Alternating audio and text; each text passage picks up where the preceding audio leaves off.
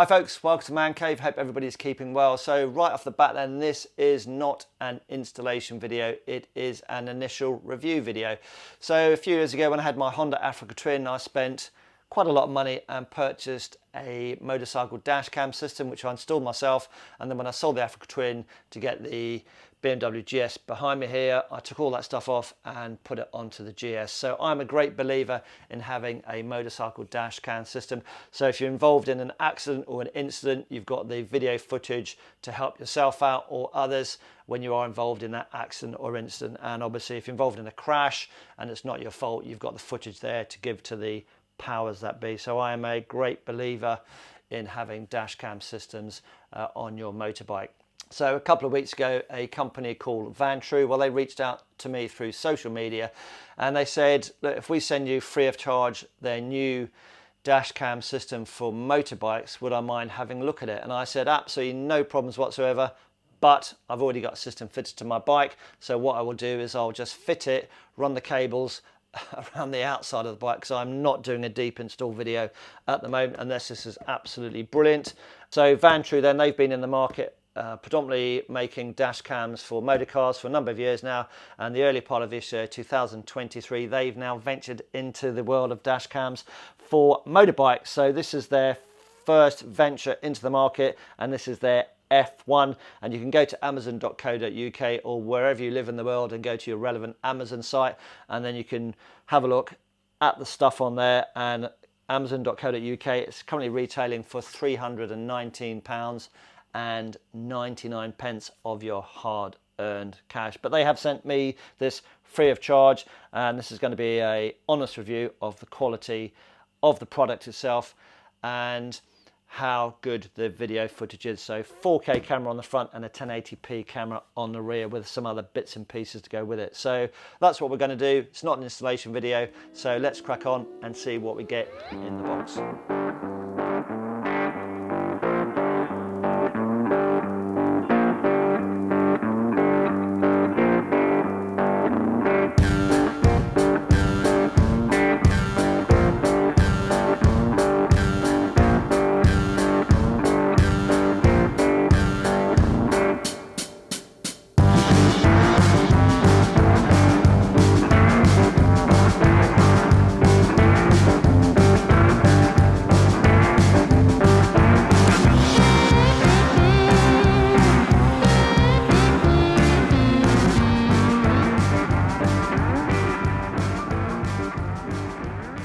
Okay folks, so that is everything unboxed. So the quality right from the start is very good actually. The quality of the cabling seems really nice. The actual DVR unit, yeah, again I think that's a kind of plastic. That seems to be quite a good quality plastic, but the cabling feels really good quality. And this is the power supply cabling. Yeah, again, some cabling I felt from other places feels not very good quality, but that feels really good actually. So that's the power supply. We've got a mount to put on the cameras on the handlebars if that's your thing, and then we've got some protective rubber inserts as well. Obviously got a cleaning cloth, and we've got the instruction manual. We've got the two cameras, and these cameras are, I'm just going to tap them together. Yeah, they're metal, some kind of metal, and we've got 3M tape on the bottom, a couple of screws there to hard fix them. Yep, and protective covering on the lenses, and then we have, as we said before, a 1080p camera which is the rear, and then the 4K one at the front, and then we've got the white mark which indicates which way up is when you come to fit them. Then we've got the control module which sits on the handlebars or wherever you want to mount it, and the cabling back to the unit, and then all the other packaging, and then some 3M tape as well. So all in all, initial thoughts are it does seem to be pretty good. So these are the main components then. We've got the hand controller which goes on the handlebars. This is plastic. It's a shame that's not metal actually, but yeah, that's plastic. Again, the cabling seems nice quality. The recording unit, yeah, that's some kind of plastic as well, as we said earlier. And the two cameras, yeah, they're metal bodied cameras. Everything is now unpacked. I've had a little bit of a play and a fiddle with stuff, so quality is really good. One big advantage that the Falcon F1 has over its direct competition, and I'm going to say the 4K system here, its direct competitor is from Innovv, that's their K5. I've got the K2 on mine actually. So the big thing that this has got over the K5 is that the K5's unit, its DVR module, all the brains and stuff, the camera actually is like that. So you have to find somewhere on the bike to fit that unit, which is, I'm not a great lover of the way that the K5 looks, but this, having split that, that's a lot easier to mount that somewhere discreetly on the bike than it is to mount that as you have the K5. So Vantrue, yeah, you've obviously had a look at the K5 and done your homework. So yeah, that's going to make installation a little bit easier. Any negatives so far? Not really. Everything seems to be really nice quality. More than happy with it. And the only negative would be this handlebar mount, which your camera can sit on. You just screw it in. That just seems to be not as well made as the other stuff. Maybe it would be nice if that would have been, I don't know, aluminium or something, but I guess there's a cost implication there. So I think that would be one of the negatives. And the other thing, again, I'm going to compare it to the Innovv, is the mounts for the cameras. Again, I'll put a little bit of a close-up on the screen. The mounts for the cameras, you're a little bit limited as to where they can go. Maybe if that would have been a pivot joint or something, so it went, you know, sideways as well as forwards and backwards, or you had a choice of moving it around, then you could actually mount those differently. So you can mount it that way with the camera facing that way, if you know what I mean, depending on the space of the bike. So let's very quickly look at the specifications of the F1 camera wise. Then we've got a 4K camera at the front, and that's got a Sony Starvis sensor. That's an 8 megapixel sensor, and that incorporates what they call WDR, or wide dynamic range, and that sensor is going to give you good quality pictures in daylight and darkness. And the rear camera is a 1080p camera, and that incorporates a 2 megapixel camera, and it's got HDR, or high dynamic range. Again, should give you nice footage, but not as good as the front. The unit itself is IP67 rated for waterproofingness for dust and water ingress, and that's one of the highest ratings you can get. We've got dual channel Wi-Fi for updating the software and downloading the footage from the unit to your iPhone, and that's 2.4 and 5 gigahertz of Wi-Fi-ness. We've also got GPS, so on the remote control there's the GPS sensor built in there, and at the end of your ride you can actually, on your smartphone or your computer, you can actually download the stuff and watch your ride on a map, if that's your kind of thing. We've got a couple of kind of recording modes. We've got a parking mode, which basically means you can set that on the app, and if you leave your bike parked unattended, if somebody knocks into it, then that will start recording. So hopefully you'll be able to pinpoint the culprit. And then they've got an emergency recording mode, and that is activated by a G sensor in the unit itself. So if that is activated, then the unit will record.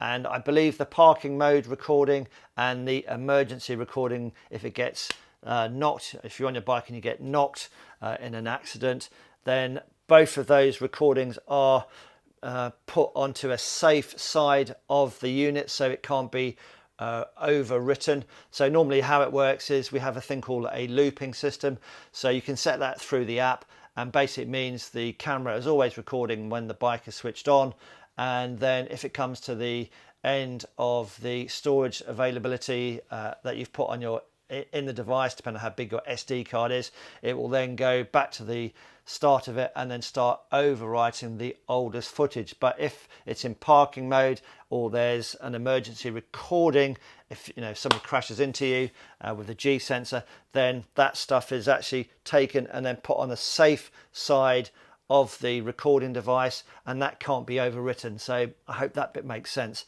And another good thing is if you're using the device and you want to do a little bit of vlogging, and there's something of interest that you see, nice view or whatever, or there's an incident up ahead or behind you that you're aware of, then you can hit the emergency recording button on the remote control. I'm just going to call that an event button actually. You can hit that button and that will actually record the footage from the looping side of the unit to the safe side, the lockable side, the side of the unit that can't be overwritten. There's a beep on my phone, sorry about that. So yeah, that will record the event or the emergency to the safe side, so you've got it there and it can't be overwritten. So yeah, that's a really good feature as well. And I think, folks, that is all I'm going to say about the specifications of the F1. So I think what we'll do is have some lunch, come back, loosely fit the bike and see what the quality is like. But yeah, really happy with the quality so far, folks.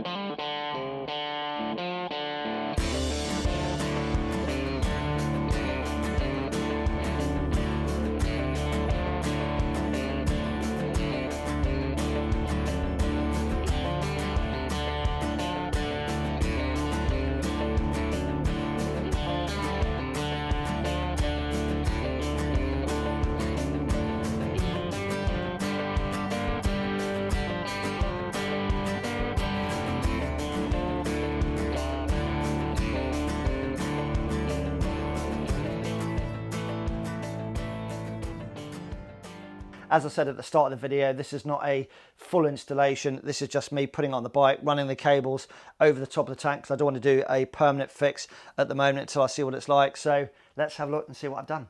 So the front camera then has been mounted onto one of these headlight protector brackets here. That worked out really nicely actually. So I've used the 3M tape at the bottom of the metal bracket that the camera's attached to. Forgot to say that that was metal, and then I've just zip tied it as well. Obviously we'll trim those a little bit later on.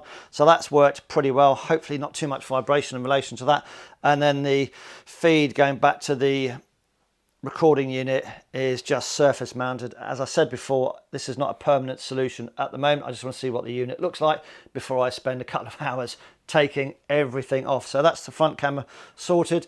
And then we have the remote control, which I've just zip tied actually onto the handlebar. I haven't peeled the 3M protective tape stuff off, so that's still available to use as and when I decide to fit it to the bike permanently. So this unit here, it's got a speaker in it, it's got a microphone, and then it's actually got the GPS sensor in here as well. So that does multi-function things, that. And then when you feed the cable back, just make sure you don't snag the handlebars on full lock. And then as I did with the front camera, I've just run the cabling surface mounted back to the recording device.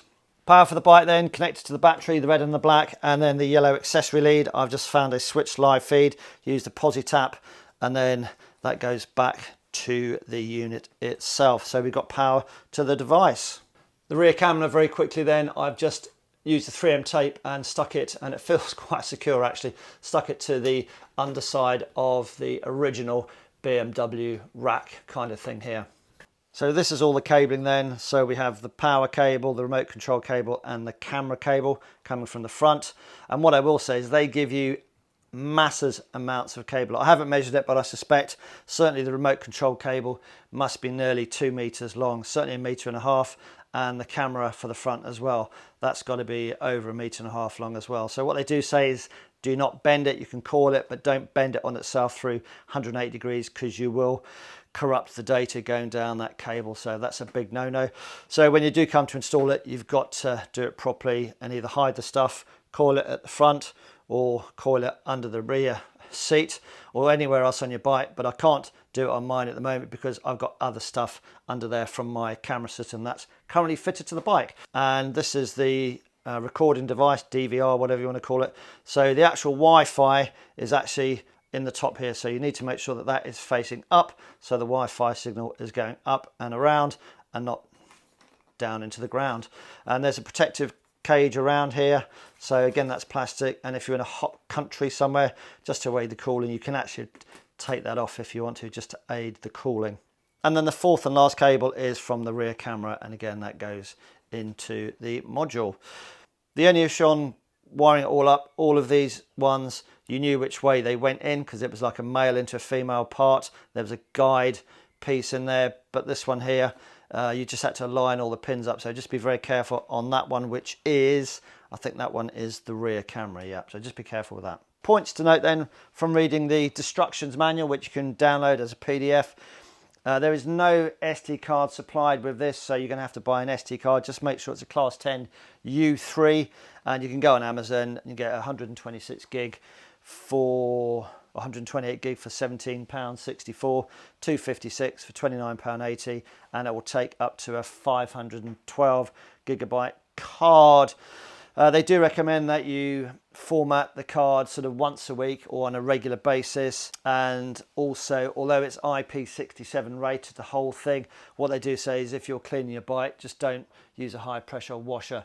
But what I suspect they're doing is saying don't use a high pressure washer on the remote control, on the camera, or anywhere near the main control unit, so just be wary of that. So the next thing you're going to have to do is download the app for either your iPhone or your Android. Well, I've got an iPhone. I've already downloaded the app and connected the device to the iPhone, and that works fine. The default password is 12345678. Just make sure your software is up to date, and you do that wirelessly over the Wi-Fi system, and they call that OTA, so that's over the air. I didn't know what that means, so I had to look that up. And then once you've got the latest software on the phone, you can then just go into the settings and set everything up how you like it. So you just make sure the cameras are aligned properly and you've got the orientation correct with that white mark facing upwards at the 12 o'clock position. And then pretty much, you know, there's lots of settings that you can change there. And once you've done that, you're pretty much good to go. The only thing that I would do is I would get rid of the beeps because they're annoying, and I would get rid of the voice when you switch on. It comes up with a Asian kind of English voice, and I'm not really a great fan of that one. Start video recording. Wi-Fi off. So you can switch that off all in the settings, and if you don't like the lights being on the remote control, you can actually switch the lights off as well. So you can do lots of things in the settings. So it's a new day. I've got my new t-shirt on, all the stuff is on the bike, and I've got the recording module securely fastened to the back of the bike. So what we do, we'll have a quick look at the remote control before we go out and do some test footage. Right then, let's have a very quick look at the remote control and its basic functions. First off, let's just power the motorbike up, and then that will then send power to the remote control unit and the lights will start to come on. Let's explain the lights to you then. So this light here, the red light, that is the power light, and the steady light means you're getting normal power to the unit. The next light is the green light, which you can see is flashing. So that green flashing light means that it is actually now recording. And then the blue light is the microphone. So with the blue light on, it means it is actually recording audio as well. So I've already ridden the bike in the evening for the nighttime shots, and I thought these lights might cause a bit of an issue, but they don't actually. They don't cause any issues whatsoever. So I'm more than happy with that. We have already spoken about emergency recording or event recording, and how we get this onto the unit is by simply, if we see an emergency or an event we want to record to the separate part of the SD card, all we need to do is just press this, and then what you see is that green light will stop flashing, and then it will say I'm actually recording to the safe part of the SD card of the recording unit, and this will start to flash. And I'm not sure how long it will actually record the segment, but when I went out last night, it was recording it for about 2 or 3 minutes. And then when it's finished doing the event recording or emergency recording, this light will go back to a solid red, and then this light will start flashing again. When I went out last night, what I did notice was this light was coming on and flashing basically all the time. And what I found out was that you can go into the settings on the app and then adjust the sensitivity for the collision part of it. So it was actually set on, I think it's the lowest, the most sensitive part. So you just have to maybe go into it and either switch it off if you don't want the collision thing to be activated, or just set it to a lesser sensitivity, and that way when you go over a bump, the unit doesn't think it's been involved in an accident, and start recording onto the emergency/event side of the SD card, if that makes sense. So you can use this button here to record an emergency situation or an incident situation or a special event. If you're vlogging and you see something very nice, you can just press this button and then it will record it onto the safe side of the SD card, and you can actually find that footage a little bit quicker. So here we go, several minutes later, the light has now stopped flashing and we've now gone to the normal loop recording side of the SD card. And the green light button here, that's got another function. So if you want to format the card, which they recommend every now and again, you can just press that button for 10 seconds and then that light will flash quickly. And then that means it's formatting the SD card. So very, very simple to do. So let's go and get some test footage and see what the quality's like.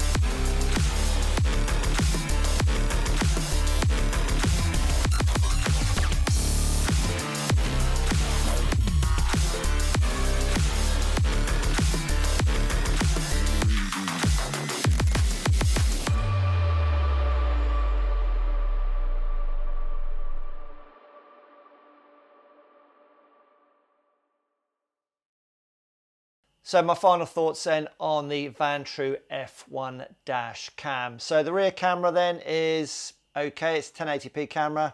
I'm just going to leave it at that. It does an okay job.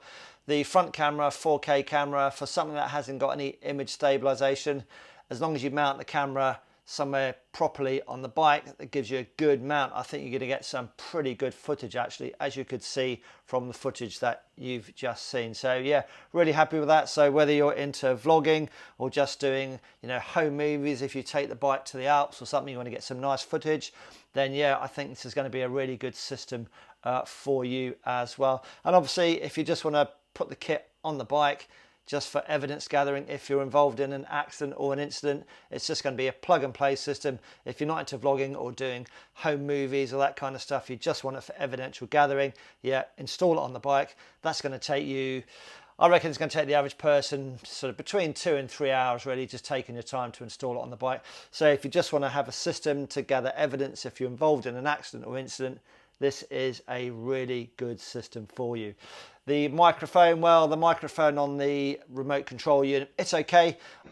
And this is the audio from the microphone on the remote control. I did notice that if you're stationary without the engine of the bike running, it does pick up, you know, quite a decent bit of audio actually. However, with the engine running, and as soon as you start going over, you know, 20 miles an hour or so, then the wind kicks in and it just gets a little bit noisy. But yeah, the microphone is certainly better than having nothing. I had an issue with the G sensor on the bike, so bearing in mind I didn't do a full installation of this on that. I just put all the hardware in a carrier bag and just strapped it to the back seat of the bike. And as I rode along, I did notice that the emergency light, or the event light as we've called it earlier on in the video, kept flashing red. So it obviously thought that it had been involved in an accident, so somebody had bashed into me, and it then went from loop recording side of the SD card, and then it went to the event / emergency side of the SD card to lock that in, so you can't overwrite it, for want of a better word. So, but I think that may have been just because the fact that this unit was just strapped onto the back of the bike, so there may have been a little bit of movement on that. So obviously you need to secure that somewhere properly on the bike. So I did try setting number 1 and setting number 4 within the G sensor setting on the app to see if I can get it to stop going into that emergency mode, as though it thought it had been involved in an impact, and I couldn't really do it. So I ended up just switching that part of the unit off within the app. And bearing in mind though that if you've got the loop recording running all the time and you've got the emergency button or the event button that you can press at whatever time you want to record something onto that event side of the SD card, I don't really think that would be an issue. If you found that, you know, you live somewhere where the bikes bounce around all the time and the emergency event light is flashing all the time, then don't worry about that. Just switch it off, and then it will just loop record, and then you can just press the emergency event button to record those certain bits that you want to sort of safeguard and put on the event side of the SD card. So that's one thing I noticed yesterday and today. So I've already said about the English voice with a slightly Asian accent, which I've switched off in the settings. Maybe Vantrue can maybe have an English voice or an English American option. Maybe they might be able to release that in the next round of software updates. And yeah, I just switched the beeps off. But for me personally, I don't really like all that beeping stuff going on. Vantrue do say that it's got dual channel Wi-Fi, so 2.4 and 5 gigahertz of dual band Wi-Fi, so to transfer the data from this to your mobile device. All I will say is that although I had 5G selected on the app, to download sort of 5 minutes worth of 4K footage from this to my mobile device, it took about 1 minute 30 to download 5 minutes worth. So if you've been riding all day and you've been pressing that events button to record good stuff for your home videos or vlogging, then yeah, you might have a bit of a drain issue on your battery, and you're going to be sat there at the side of the bike with your phone for maybe a number of minutes.